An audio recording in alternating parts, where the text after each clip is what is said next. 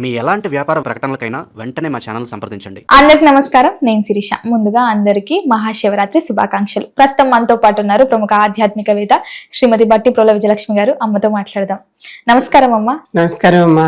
అమ్మ, ముందుగా మీకు కూడా మహాశివరాత్రి శుభాకాంక్షలు. థ్యాంక్ యూ అమ్మా. మీ అందరికీ కూడా, మీ ప్రేక్షకులందరికీ కూడా మహాశివరాత్రి శుభాకాంక్షలు. అమ్మ, శివరాత్రి అనగానే ప్రతి ఒక్కరికి గుర్తుకొచ్చే మూడు విషయాలు: ఉపవాసం, జాగారం, అభిషేకం. సో ముఖ్యంగా చూసుకుంటే మరి ఈ మహాశివరాత్రికి ఆ బోళశంకరుని అనుగ్రహం పొందాలంటే శివపురాణం ప్రకారం ఎలా పూజ చేయొచ్చు అంటారు? ఎలాంటి నియమాలు పాటించవచ్చు అంటారు? పూజలు శివుడికి ఎప్పుడు కూడా, శివుడు అభిషేక ప్రియుడు కనుక శివుడికి కావాల్సింది ముఖ్యంగా అభిషేకమే. అసలు పొద్దున్నుంచి మొదలుపెట్టి సాయంత్రం దాకా అభిషేకం. ఈ అభిషేకం ఏ ఏ ద్రవ్యాలతో అయినా చేయొచ్చు. అంటే ఫలరసాలతో చేస్తారు, పంచగవ్యాలతో చేస్తారు. అంటే పంచగవ్యాలని కాదు కానీ పంచామృతాలతో చేస్తారు. వీటన్నిటితో ఎప్పుడూ శివుడికి అభిషేకం నిరంతరం జరుగుతూనే ఉంటుంది. పంచగవ్యాలు కాదని ఎందుకంటానంటే దాంట్లో గోమూత్రం, గోమలం కూడా ఉంటుంది, అంటే గోమయం కూడా ఉంటుంది. అందుకని అవి రెండింటితో చెయ్యం. మిగిలిన పాలు, పెరుగు, నెయ్యితో చేస్తాం. పాలు, పెరుగు, నెయ్యి, తేనె, పంచదార. పంచదార కాకపోతే బెల్లం సన్నగా పొడిలాగా చేసేసుకుని ఆ పొడి. ఎందుకంటే పంచదార లేని రోజుల్లో దేంతో చేశారు? పంచదార కొత్తగా కదా వచ్చింది. కనుక బెల్లం అయితే మన దగ్గర ఎప్పటి నుంచో ఉంది. చెరుకు నుంచి బెల్లం తయారు చేసుకోవడం. కనుక బెల్లాన్ని మెత్తగా పొడి చేసేసి ఆ పొడితో చేయటం. ఆ విధంగా ఈ చెట్ల నుంచి సేకరించిన పుట్టతేనె ఇది, మళ్ళీ ఆవు నుంచి సేకరించిన పాలు, పెరుగు, నెయ్యి, వీటితో చేయటం అనమాట. ఇది ఎప్పటి నుంచో మనకి పద్ధతిలో ఉన్నది. ఇవి కాకుండా ఫలరసాలు అంటే ఏ పండైనా సరే చక్కగా తీసుకురావటం, రసం తీయగలిగితే రసం తీసి పోసేయటం, రసం తీయలేకపోతే ఆ పండుని ఇలా పిసికేసి, అరటి పండు లాంటివి ఇలాంటివన్నీ అది దేవుడి మీద ఇలా పైన పెట్టేసి దాని మీద మళ్ళీ ఇతరవి పెట్టుకుంటూ వెళ్ళిపోవటం అనమాట. కనుక శివుడికి ఏవి చేసినా కూడా అవతల వాళ్ళకి ఆయుష్, ఐశ్వర్యం ఇవి అందరికీ కావాలి. చక్కగా మంచి ఆయుష్ వస్తుంది, మంచి ఐశ్వర్యం వస్తుంది. ఇవి అందరికీ కావాలి. కనుక ప్రతి వారు ఈ రోజున శివాభిషేకం చేసుకోవచ్చు. అరే మా ఇంట్లో లింగం లేదంటే అంటే అప్పటికప్పుడు మట్టితో చిన్న లింగ రూపంలాగా చేసుకుని దానికి అభిషేకం చేసేసుకుని తర్వాత దాన్ని నిమజ్జనం చేసేసేయచ్చు. అమ్మ, మట్టి అంటే పుట్టమన్నా లాగానా? పుట్టమన్నే చేయొచ్చు. మన ఇంట్లో మొక్కల్లో ఉన్న మట్టి, తులసి చెట్లో ఉన్న మట్టిని తీసుకుని చేయండి. ఏదైనా సరే చేయొచ్చు. మట్టి అంటే మట్టే, పుట్టమన్నే కావాల్సిన అవసరం లేదు. పుట్టమన్నుతో చేస్తే ఏంటంటే అది అన్ని అభిషేకాలకి చేసినా అది నిలుస్తుంది, తడికి వాటికి అన్నిటికీ. దానిలో ఒక రకమైన బంక పదార్థం బంకమన్ను ఉండి అది మనం లేకపోతే మామూలు నీళ్లు, మట్టికి నీళ్లు పోస్తుంటే అది కరిగిపోవచ్చు కదా, కనుక అది నిలుస్తుంది. కనుక పుట్టమన్ను ప్రశస్తం. ఆ పుట్టమన్నులో వాళ్ళు ఇంకా అసలు పార్థివ లింగాభిషేకాలు చేసేవాళ్ళు. దాంట్లో ఇంకా రకరకాల ద్రవ్యాలు కూడా, పాదరసం లాంటివి కూడా కలిపి, ఎందుకంటే అవన్నీ కలిపి చేస్తే దానికి అభిషేకం చేస్తే ఇంకా ఎక్కువ శక్తి. కనుక ఆ ఎక్కువ శక్తి, దేవుడు ఎక్కువ తొందరగా ప్రసన్నత చెందుతాడు అని ఇవన్నీ అనమాట. ఇవన్నీ ఎప్పుడూ చేసుకుంటూ ఉండటం. చాలా మంది అసలు రోజుకో శివలింగం అని చెప్పి ఇంట్లో చేసుకుని ప్రతిరోజు, ఇప్పుడు 365 రోజులు అంటే ఉగాదికి పెట్టుకుంటే, లేకపోతే శివరాత్రికి పెట్టుకుంటే 365 వచ్చాయా, 60 వచ్చాయా, 68 వచ్చాయా, రోజులు మారతాయి కదా మన తెలుగు క్యాలెండర్ ప్రకారం. కనుక అలా పెట్టుకుని ఆ రోజు నుంచి మొదలుపెట్టి చక్కగా శివలింగం లాగా చేసుకుని ఆ శివలింగానికి వీళ్ళు అభిషేకం చేసి ఆ శివలింగం అంతా పక్కన ఎత్తి పెడుతూ ఉంటారు.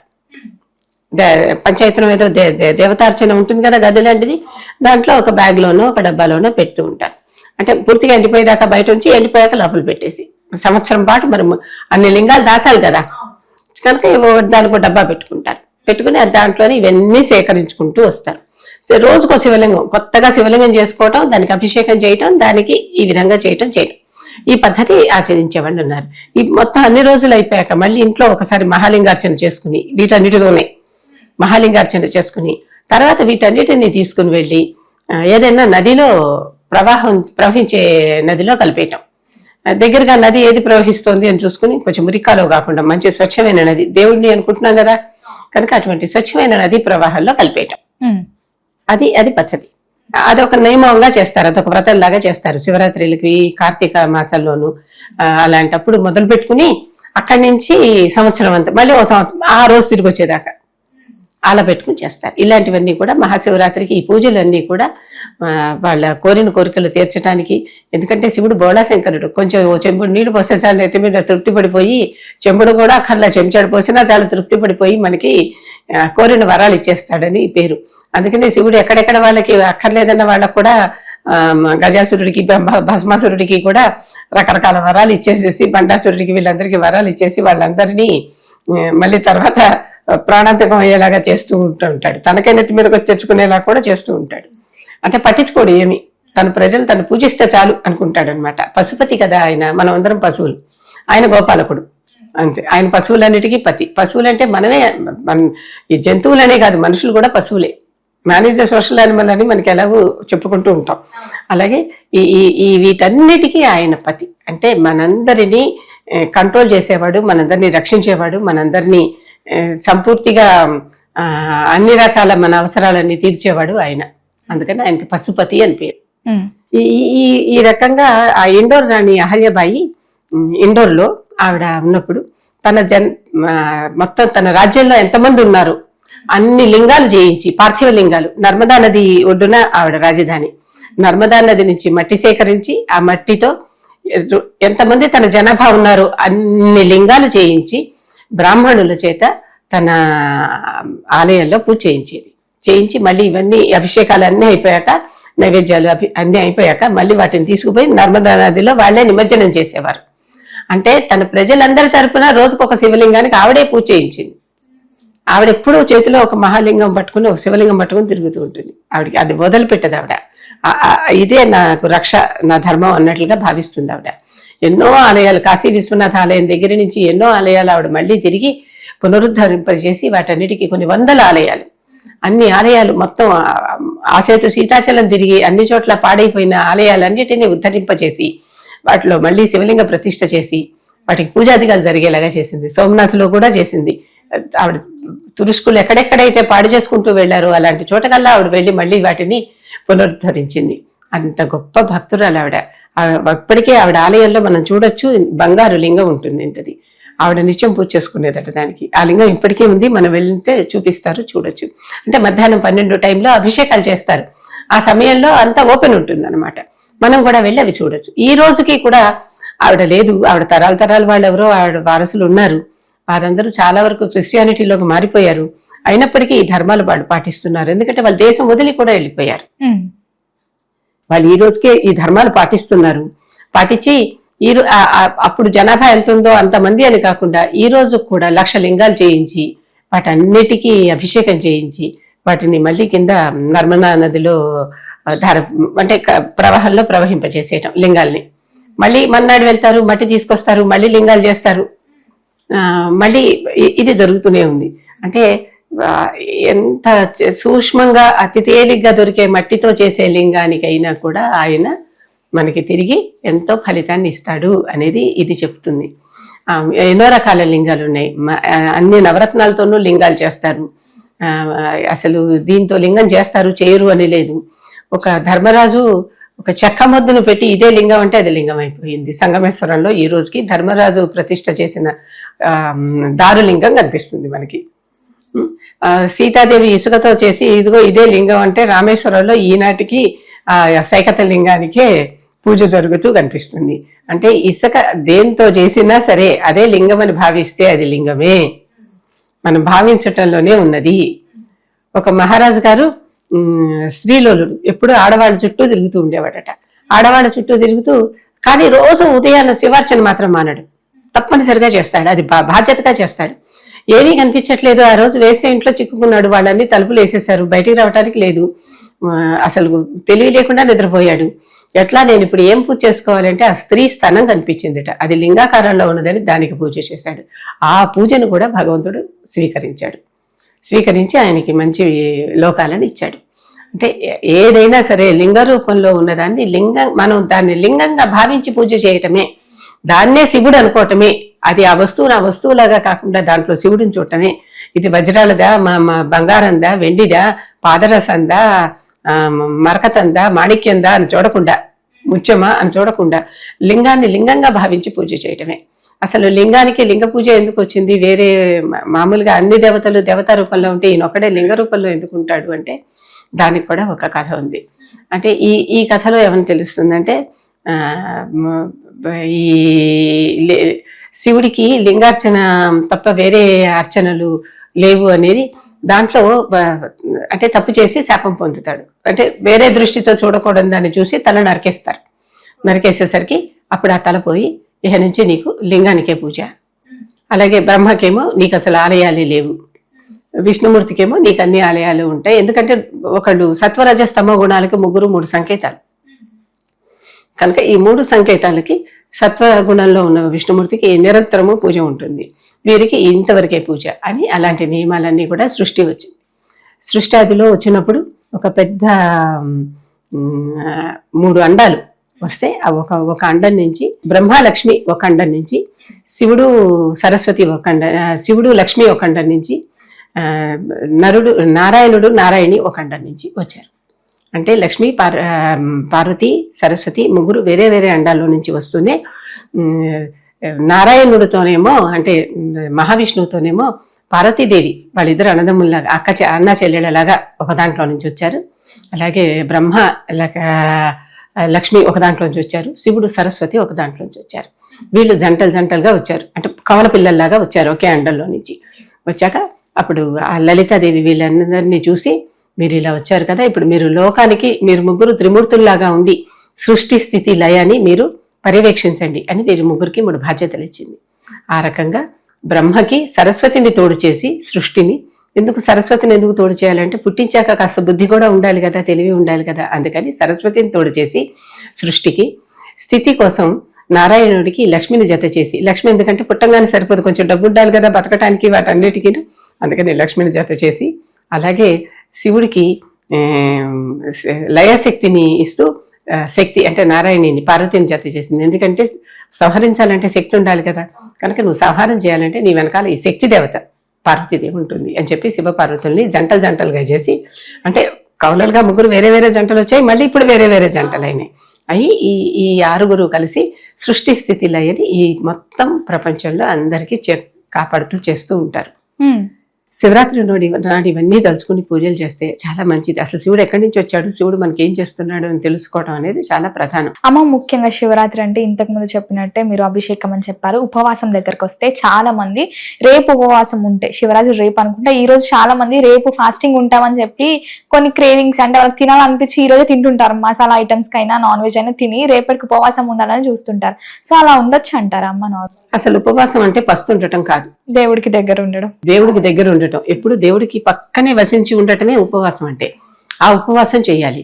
ఆ ఉపవాసం చేస్తుంటే క్రేవింగ్స్ అని కాదు, ఏవి గుర్తురాకూడదు, అంత దీక్షగా చేయాలి, అంత పూర్తిగా మునిగిపోయి ధ్యానంగా చేయాలి. చేస్తున్నప్పుడు మనకి నాకు పండు తినాలనుందా, పాలు తాగాలనుందా, లేకపోతే ఇంకోటి ఏదైనా చికెన్ తినాలనుందా, మటన్ తినాలనుందా అన్న ఆలోచన అసలు ఏది రాకూడదు.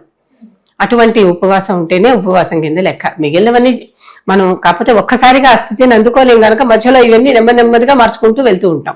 కనుక మార్చుకోలేనప్పుడు క్రేవింగ్స్ ఉన్నప్పుడు తినేసి చేసుకోవటమే నయం. లేకపోతే ఇక్కడ కూర్చున్న చిత్తం శివుడి మీద, భక్తి చెప్పుల మీద అన్నట్లు అక్కడెక్కడో గుడి బయట వదిలేసిన చెప్పులు ఎవరెత్తుకుపోయారో అని ఆలోచించకుండా, లేకపోతే నేను అది తినలేకపోయాని అని బాధపడకుండా ఈ శివుడి మీదే ధ్యానం పెట్టుకుని చేసుకుంటూ ఉంటాం మంచిది. తినేసేదేదో తినేసాక అది వదిలిపోతుంది కదా, ఆ దురద అయిపోయింది కదా. లేకపోతే కడుపులో ఒకటే ఆకలేసేస్తుంది, ఉండలేకపోతున్నాం, ఆ తినేసేదేదో తినేసి వచ్చి మిగిలిన సమయం అయినా శివుడి దగ్గర కూర్చుని పూర్తిగా శివుడికే అంకితం అయితే చాలా మంచిది. కనుక ముందరే శివ అభిషేకం చేసుకోవాలనుకున్నప్పుడు చేతనైనంత వరకు ఉపవాసం ఉండి, చేతనైనంత వరకు అని అంటున్నాను. ఎందుకంటే పూర్వకాలంలో ఋషులు గాలి కూడా పీల్చకుండా ఉపవాసం చేశారు, ఆకులు కూడా తినకుండా ఉపవాసం చేశారు. పార్వతీదేవి ఆకులు కూడా తినకుండా ఉపవాసం చేసినందుకే ఆవిడకి అపర్ణ అని పేరు. పర్ణాలంటే ఆకులు కదా, అపర్ణ అని పేరు. కనుక అలా అన్ని కూడా ఎక్కడికక్కడ బంధించేసి ఏది తీసుకున్న ఆహారమే, మనలోకి ఏది వెళ్ళినా ఆహారమే. అందుకని ఆహారాన్ని ఏ ఆహారము తీసుకోకుండా మన లోపలికి అలా అన్ని బంధించి కూడా ఉపవాసాలు చేసి తపస్సులు చేసిన ఋషులు ఉన్నారు మన దగ్గర.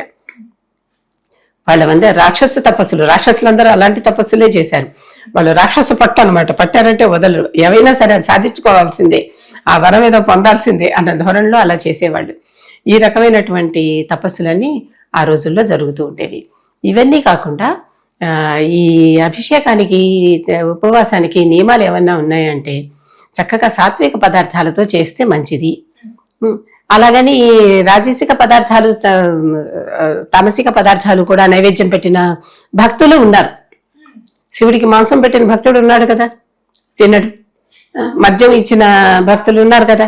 కనుక వీళ్ళందరూ ఉన్నారు, లేరని కాదు. ఎందుకంటే వాళ్ళు ఏది తింటే అది పెట్టచ్చు అనే నియమం ఒకటి. అక్కడున్న దేవత మనమే ఒకటే అనే భావంతో మనం ఏమేమి తింటామో అవన్నీ ఆ దేవతకు పెట్టచ్చు. ఆ భావంతో పెడతారు. ఆ భావంతో పెట్టినప్పుడు వీళ్ళు తినే మధ్య మాంసాలు కూడా పెట్టారు. పెట్టి శివుడేం కాదనిలా, వాళ్ళ భక్తిని చూశాడు కానీ వాళ్ళు ఇచ్చింది కాదనిలా. కనుక ఇప్పుడు ఇంత అహింస అందరికీ ప్రపంచమంతా చాటి చెప్పినటువంటి బుద్ధుడు కూడా చెట్టు చివరి రోజున పంది మాంసం తిన్నాడు. అది అరగక ఆయనకి విరేచనాలు వచ్చి దాంతోనే ఆయన మహా నిర్యాణం చెందారు. అంటే అవతల వాళ్ళు పెట్టింది భక్తిగా పెట్టింది భగవంతుడు కాదనకూడదు, ఆ భావంతో ఏదైనా సరే. కనుక ఇది తీసుకోవచ్చా ఇది తీసుకోకూడదా అనేది కొంతమందికి వాళ్ళ వంశంలో నియమాన్ని బట్టి వాళ్ళు చేస్తారు. వంశ నియమాలను ఎప్పుడు కాదంటానికి వీల్లేదు. ఎందుకంటే వాటి నుంచే కదా మనం వచ్చాము. కనుక వంశాచారాన్ని కులాచారాన్ని తప్పు అనాల్సిన అవసరం లేదు. ఇప్పుడు నేను మాంసం తినలేను, అందరినీ మాంసం తినకూడదు అని చెప్పడం కరెక్ట్ కాదు. కాకపోతే సాత్వికంగా ఉండాలంటే తినకండి అని చెప్పచ్చు. మీకు ఏది కావాలి అనే దాన్ని బట్టి మీకు ఫలితం ఎలా ఉండాలి, మీరు సాత్వికంగా ఉండాలనుకుంటున్నారా అయితే తినకండి. లేదు సాత్వికంగా ఉండకపోయినా కూడా మేము దేవుణ్ణి చేరాలనుకుంటున్నామా, చేరారు కదా చాలా మంది, కనుక అలా ఉండండి. అది మీ ఇష్టం. వంశాచారం కులాచారాన్ని బట్టి మన భోజనం కూడా ఆధారపడి ఉంటుంది ఎప్పుడు కూడా. కనుక దానికి తప్పు కాదు. అది అందుకని ముందర రోజు తినచ్చా తినకూడదా అంటే ఎంత నిగ్రహించుకుంటారో మీరు దేవుడి పేరు చెప్పి అనే పరీక్ష మీకు పెట్టదలుచుకుంటున్నప్పుడు తినేస్తే ఆ పరీక్షలో ఫెయిల్ అయినట్టే కదా. ఓ పరీక్షగా మీరే ఒక నియమం పెట్టుకుని ఆ నియమాన్ని మీరే అతిక్రమిస్తే ఆ పరీక్ష ఫెయిల్ అయినట్టే. దేవుడు అనుగ్రహిస్తాడా లేదా అంటే మిగిలిన దానికి ఫలితం ఇస్తాడు. ఫస్ట్ అయితే ఫెయిల్ అయిపోయినట్టు. నియమం పెట్టుకోకపోతే మీకు పాస్ ఫెయిల్ అనేటటువంటి మాట రాదు అసలు. నియమం పెట్టుకున్న వాళ్ళకే ఇది.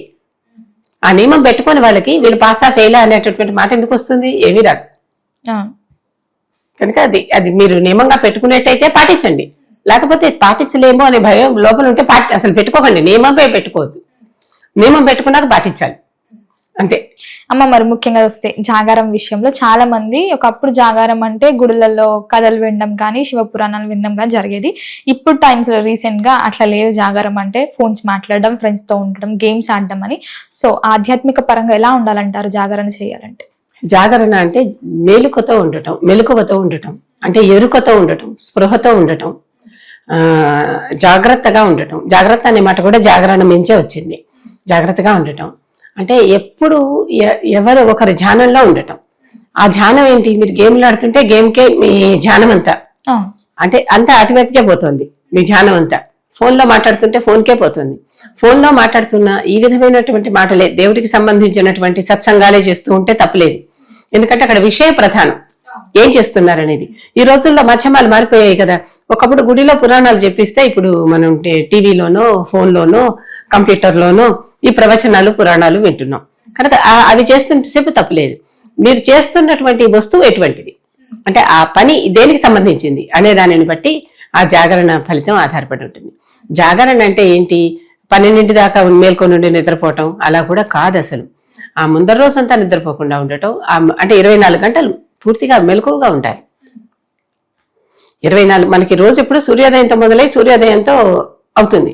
కనుక అప్పటిదాకా ఉండటం జాగరణ, సూర్యోదయం నుంచి సూర్యోదయం దాకా. అంతేగాని ఇంగ్లీష్ వాళ్ళ తారీఖు 12 గంటలుగా మారిపోతుంది కదా అని మనకి రోజు అయిపోదు. మనకి ఈ పండుగలన్నీ మన తెలుగు క్యాలెండర్ల ప్రకారం, తిథుల ప్రకారం, మన హిందూ కాలమానం ప్రకారం వస్తున్నాయి. కనుక మన కాలమానము, ఈ మన పండుగలకి మన కాలమానం పాటించాల్సిందే. కనుక తెల్లవారుజాము దాకా అనమాట. అయ్యాక అప్పుడు అది అయిపోయింది. అప్పటిదాకా ఆ నియమం పాటించాల్సిందే.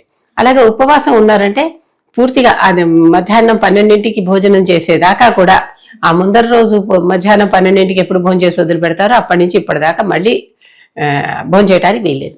అంటే 24 గంటలు ఒక పూట మానేసేసి ఏకాదశి ఉపవాసం అనుకోవటం కరెక్ట్ కాదు. ఇవన్నీ ఎందుకని చెప్తున్నానంటే అంత చేయలేకపోతున్న వాళ్ళు ఉన్నారు ఈ రోజుల్లో, ఆరోగ్యంగా కానీ లేకపోతే ఇతర మరి ఏదైనా ఇబ్బందుల వల్ల కానీ ఆఫీసులో పనిచేస్తున్నాం, అలా ఉపవాసం ఉండి వెళ్తే అక్కడ పని చేయలేం, అలాగనే అన్నిసార్లు లీవులు పెట్టలేం. ఇలా ఉన్నప్పుడు వాళ్ళకి చేతనైనంతగా పళ్ళో పాలో సాత్విక ఆహారం లాంటిది తీసుకుని అది కొనసాగించవచ్చు. అంటే ఒకసారి క్షమాపణ చెప్పుకుని ఇది కూడా తినకుండా నేను చేయలేకపోతున్నాను కనుక నన్ను అనుగ్రహించు అని ఒప్పుకుని అది తినేసి మళ్ళీ మన నిత్య పూజ చేసుకోవచ్చు. కనుక అది జాగరణ అంటే. తప్పనిసరిగా మెలకువగా ఉండాలి, దైవ స్తోత్రాలే చేయాలి, దైవనామానే వినాలి, పుస్తకాలే పఠించాలి, పురాణాలే చదవాలి, ఆ దేవతకి సంబంధించినవి చదివి చేస్తూ ఉంటేనే ఆ ఫలితం. అమ్మ, విశేషంగా శివరాత్రి రోజు చాలా మంది అభిషేకాలు చేస్తుంటారు కదా, అభిషేకం గురించి కూడా చెప్పారు మీరు ఇది వరకు. కానీ ముఖ్యంగా కొన్ని జాములు అనేవి ఉంటుంటాయి శివరాత్రి రోజు. మరి ఏ జామున మనం విశేషంగా అభిషేకం చేస్తే అదే శివుడి అనుగ్రహం పొందొచ్చు అంటారు? 4 జాములు చేయాల్సిందే అమ్మ. శివరాత్రి మొత్తం ఉపవాసం, జాగరణాలు, అభిషేకాలతో ఉంటుంది కదా. మరి ముఖ్యంగా ఈ రోజంతా చూసుకుంటే ఎక్కువ అభిషేకాలు చేస్తుంటారు కదా. మరి అభిషేకాలలో జాములు ఉంటాయి, మొదటి జాము, రెండో జాము, 4 జాములు అని అంటుంటారు కదా. ముఖ్యంగా మరి మనం ఏ జామును అభిషేకం చేస్తే శివుని అనుగ్రహం పొందొచ్చు అంటారు? సాధారణంగా మొదటి జామే. ఎందుకంటే లింగోద్భవం సమయంలో ఆ సమయంలో లింగం ఉద్భవించింది అని చెప్తారు. ఒకసారి బ్రహ్మ నిద్రపోతూ ఉన్నట్టుండి మెలకు వచ్చి చూసుకుంటే చుట్టూ ఏమీ తెలియలేదు, అర్థం కాలేదు. తన తామర పువ్వులో పడుకొని ఉన్నాడు. ఆ తామర పువ్వు తూడులోకి దిగిపోయి వెళ్తే చివరికి అది విష్ణువు నాభి దగ్గర తేలింది. సో విష్ణువు నాభి దగ్గర ఉండి అక్కడ విష్ణువు కనిపిస్తే నువ్వెవరు అని అడిగాడు. నేను నీ తండ్రిని అన్నాడు. లేదు, నేను కదా అసలు మొదటి నుంచి పైన ఉన్నది, నేనే గొప్పవాడిని అన్నాడు. కాదురా, నేనే నీ తండ్రిని, నేనే నిన్ను పుట్టించాను అంటాడు. ఒప్పుకోడు.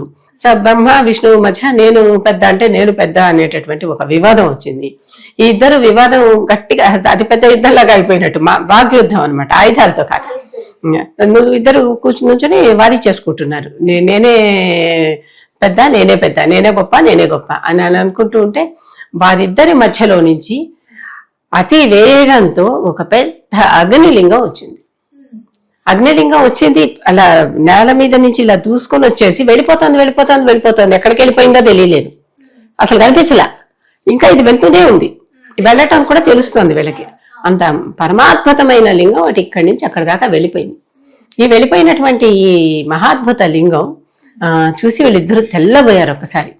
మన ఇద్దరు ఏమిటి, ఇది ఇంకా శక్తివంతంగా ఉంది కదా, మనకంటే ఒకడు ఉన్నాడు కనుక మన ఇద్దరికి ఒక వాదన. ఇప్పుడు తెగాలంటే ఏం చేద్దాం, ఒకళ్ళు పైకి ఒకళ్ళ కిందకి వెళ్దాం. వెళ్ళి పైకి వెళ్ళిన వాళ్ళేమో ఎవరు పైన మొదలు చూస్తారు, ఆ పైన అంటే అంతం. కిందకి వెళ్ళిన వాళ్ళు ఎవరు ఆది చూస్తారు, వారు చూసి పైకి వస్తే ఎవరు చూస్తారో వారే గెలిచినట్టు అని అనుకున్నారు. సరే, విష్ణువు వరాహ రూపంలో కిందకి వెళ్ళిపోయి తవ్వుకుంటూ భూమిని ఆది చూద్దామని వెళ్ళిపోయాడు. ఇది ఎక్కడి నుంచి బయలుదేరింది ఈ లింగం అనేది, అగ్నిలింగం. ఇటు పక్కనేమో ఈయన బ్రహ్మ హంస వాహనం కదా, హంస ఎక్కేసి పైకి వెళ్ళిపోయాడు. హంస రూపంలో పైకి వెళ్ళాడు. ఆ పైన ఎక్కడుందో చూద్దామని. ఎంత దూరం వెళ్ళినా వీళ్ళిద్దరికి ఆది అంతం కనిపించలే. రెండు కనిపించకపోయేసరికి ఈ లోపల బ్రహ్మకి ఏమైంది, పైన పూజ చేసిన ఒక మొగలి పువ్వు కింద జారింది. లింగం మీద పెట్టిన మొగలి పువ్వు జారింది. ఆ జారింది చూసి పట్టుకుని, మొగలి పువ్వు నువ్వు నాకు సాక్ష్యం ఇవ్వు, నేను పైకి వెళ్ళి నిన్ను తెచ్చానని సాక్ష్యం ఇవ్వు అన్నాడు. అంటే సరే అని ఒప్పుకుంది అది. ఆ తర్వాత ఇంకొంచెం వెళ్తే మళ్ళీ దిగి రావటం మొదలు పెడుతుంటే ఆ పైన కామధేనువు అభిషేకం చేసి అది దిగుతోంది. ధేనువు దాన్ని కూడా అడిగాడు, నువ్వు కూడా నాకు సాక్ష్యం ఇవ్వు, నేను పైనుంచే వచ్చాను, నిన్ను కూడా అక్కడ చూశాను అని సాక్ష్యం ఇవ్వంటే అది ఒప్పుకుంది. ఈ రెండిటితో బ్రహ్మ దిగాడు. ఈ కింద వెళ్ళి ఈయనకి ఎంతసేపటికి ఏమీ దొరక పైకి వచ్చేసి నేను ఎంత కిందకి వెళ్ళినా అసలు ఆది అనేది నాకు దొరకనే లేదు, ఈయన అనాది, ఆది లేనటువంటి వాడు, ఆద్యంత రహితుడు అని ఆ తర్వాత చెప్తాడు అనమాట శివుడు వచ్చి. ఆది అనేది లేనటువంటి వాడు, అటువంటి దేవుడు ఈయన అని చెప్తాడు వచ్చి. చెప్పేసరికి బ్రహ్మ అంటాడు, కాదు నేను చూసొచ్చాను, పైన అంతం చూసొచ్చాను, అదిగో అక్కడ ఇదిగో ఈ మొగలు పువ్వును చూడు, కావాలంటే ఈ సాక్ష్యం చెప్తుంది అని సాక్ష్యం చెప్పమన్నాడు. అవును వీడు చూశాడు అంటుంది బ్రహ్మ. అలాగే ఆవుని పిలిచి చెప్పమంటే ఆవు మొహంతోనేమో చూశాడు అని తల్లాడిచి, తోకతో మళ్ళీ చూడలేదు అని తోక అడ్డంగా ఆడిచిందిట. శివుడికి ఒక్కసారి కోపం వచ్చి ఒక్కసారి అక్కడ ప్రత్యక్షమైపోయాడు మహాదేవుడు. ప్రత్యక్షమైపోయి, ఇలాంటి అబద్ధాలు చెప్తారా సాక్ష్యం, మొగలు పువ్వుని ఇక నుంచి ఏ పూజకి వాడటానికి వీల్లేదు, అలంకరణలకే తప్ప పూజలకి వాడరు మొగలు పువ్వుని, ఆడవాళ్ళ అలంకరణకి లేకపోతే దేవత అలంకరణలకి తప్ప, అది దానికి శాపం. అలాగే ఆవుని దీని ముఖంతో అబద్ధం చెప్పింది కనుక ముఖానికంటే పృష్ఠ భాగానికే, తోక భాగానికే పూజ, ఇప్పుడు కూడా తోకనే నెత్తిని కొట్టుకుంటూ ఉంటాము, తోకతోనే నీరు పోసి ధార పోసినట్టు దానాలు చేస్తాము అన్ని. దానికి ఆ మహత్తు. అందుకనుక నువ్వు చేయటానికి నీకు పూజార్హత లేదు, నీకు ఆ భూమిలో ఎక్కడ ఆలయాలు ఉండవని ఆయన చెప్పించాడు బ్రహ్మని. మహావిష్ణువునేమో నువ్వు చక్కగా అంత అబద్ధం కాకుండా సత్యమే చెప్పావు కనుక నువ్వు సంపూర్తిగా అందరి చేత పూజింపబడతావు అని మహావిష్ణువుకి చెప్పాడు. చెప్పి చెప్పుకున్నాడు. అప్పుడు ఆ అగ్నిలింగమే నేటికి అరుణాచలంలో ఉన్న అరుణలింగం అని చెప్తారు. అదే అగ్నిలింగం ఇప్పటికీ కూడా మన అరుణాచలంలో గర్భగుడిలో నుంచుంటే టెంపరేచర్ డిఫరెన్స్ మనకి తెలుస్తుంది. దాని నుంచి ఉష్ణ కిరణాలు వస్తూ ఉంటాయి. ఆ మంట లేకపోయినా ఇప్పుడు అక్కడ ఆ అగ్ని లేకపోయినా వేడి మాత్రం ఉంటుంది, ఆ ఉష్ణం మాత్రం ఉంటుంది. అది అని చెప్తారు ఇప్పటికీ. అదే ఆ లింగం అని. ఆ విధంగా ఎప్పుడైతే లింగోద్భవ కాలం అంటారు దాన్ని, సరిగ్గా రాత్రి 12 ఆ సమయంలో, ఆ లింగోద్భవ కాలంలో ఆయనని పూజిస్తే ఆయన శాంతిస్తాడు అనమాట. ఆ సమయంలో చేసిన అభిషేకం, ఆ సమయంలో చేసిన పూజ, ఆ సమయంలో చేసిన అర్చన చాలా ఎక్కువగా తొందరగా ఫలితాన్ని ఇస్తుంది. కనుక ఆ సమయం శివుడికి ఉన్న వాటన్నిటిలోకి మంచిది. అన్ని సమయాల్లోనూ పూజించవచ్చు, అది ఇంకా మంచిది. అమ్మ మొత్తం మీద మహాశివరాత్రి యొక్క గొప్పతనాన్ని తెలియజేసినందుకు ధన్యవాదాలమ్మా.